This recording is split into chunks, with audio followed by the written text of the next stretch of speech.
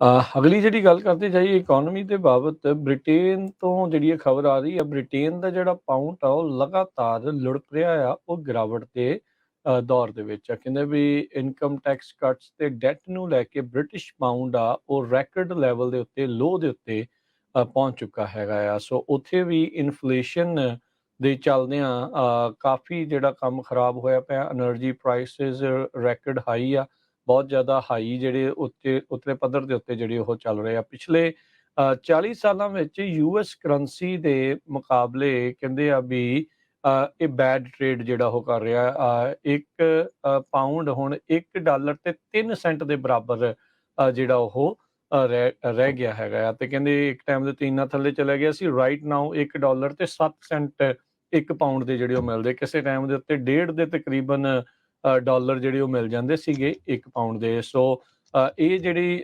UK ਦੀ ਇਸ time crisis, ਉਹਨਾਂ ਦੀ economic crisis ਜੋ ਚੱਲ ਰਿਹਾ ਆ, ਉਸ ਦੇ ਕਰਕੇ ਸਾਰਾ ਕੁਝ ਹੋ ਰਿਹਾ ਹੈ।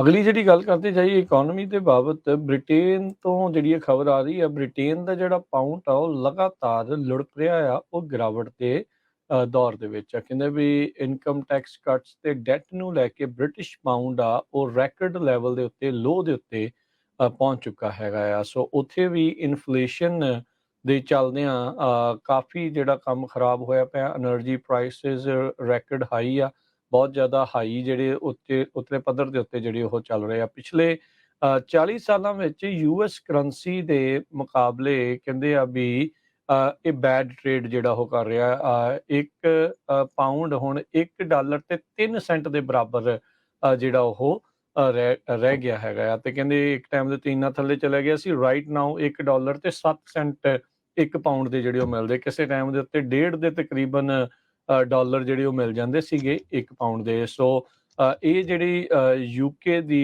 ਇਸ ਟਾਈਮ ਕ੍ਰਾਈਸਿਸ, ਉਹਨਾਂ ਦੀ ਇਕਨੋਮਿਕ ਕ੍ਰਾਈਸਿਸ ਜੋ ਚੱਲ ਰਿਹਾ ਆ, ਉਸ ਦੇ ਕਰਕੇ ਸਾਰਾ ਕੁਝ ਹੋ ਰਿਹਾ ਹੈ। ਸਵੇਰੇ ਵੀ ਆਪਾਂ ਦੱਸਿਆ ਸੀ ਰਸ਼ੀਆ ਦੇ ਵਿੱਚ ਇੱਕ ਗਨਮੈਨ ਨੇ, ਜੋ ਕਿ ਆਪਣੇ ਆਪ ਨੂੰ ਨਾਜੀ ਦੱਸ ਰਿਹਾ ਤੇ ਸਵਸਤਿਕਾ ਉਸਨੇ ਪਹਿਨੇ ਹੋਇਆ ਸੀ, ਅੰਨ੍ਹੇਵਾਹ ਗੋਲੀਆਂ ਚਲਾ ਦਿੱਤੀਆਂ ਇੱਕ ਸਕੂਲ 'ਚ, ਜਿਹਦੇ ਨਾਲ ਹੁਣ ਮੌਤਾਂ ਦੀ ਗਿਣਤੀ ਅੱਪ ਹੋ ਗਈ ਆ। 17 ਜਾਣੇ ਮਾਰੇ ਜਾ ਚੁੱਕੇ ਆ ਤੇ 24 ਜਾਣੇ ਪੂਰੀ ਤਰ੍ਹਾਂ ਫੱਟੜ ਹੋਏ ਹੈਗੇ ਆ। 17 ਦੇ ਵਿੱਚੋਂ 11 ਬੱਚਿਆਂ ਦੀ ਮੌਤ ਹੋਈ ਹੈ। ਸੋ ਬਹੁਤ ਹੀ ਘਿਨਾਉਣੀ ਘਟਨਾ ਜਿਹੜੀ ਆ ਰਸ਼ੀਆ ਦੇ ਵਿੱਚ ਇਹ ਵਾਪਰੀ ਹੈਗੀ। ਰਸ਼ੀਆ ਦੇ ਇਨਵੈਸਟੀਗੇਟਿਵ ਕਮੇਟੀ ਨੇ 34 ਸਾਲਾ ਜਿਸ ਨੇ ਗੋਲੀਆਂ ਚਲਾਈਆਂ ਉਸ ਨੂੰ ਜਿਹੜਾ ਆ ਵੈਰੀਫਾਈ, ਉਹਦੀ ਆਇਡੈਂਟੀ ਕਰ ਦਿੱਤੀ ਹੈਗੀ ਆ। ਆਰਟਿਓਮ ਕਜ਼ਨਸਟੇਵ ਇਹ ਗ੍ਰੈਜੂਏਟ ਹੈਗਾ, ਸੇਮ ਸਕੂਲ 'ਚ ਗਿਆ ਸੀ ਜਿੱਥੇ ਉਸਨੇ ਉਸੇ ਸਕੂਲ ਦੇ ਵਿੱਚ ਗੋਲੀਆਂ ਚਲਾਈਆਂ ਹੈ ਜੀ। ਹੁਣ ਤੱਕ 17 ਮਰ ਚੁੱਕੇ ਆ ਤੇ 24 ਜਿਹੜੇ ਆ ਉਹ ਜ਼ਖਮੀ ਦੱਸੇ ਜਾਂਦੇ ਹੈਗੇ ਆ।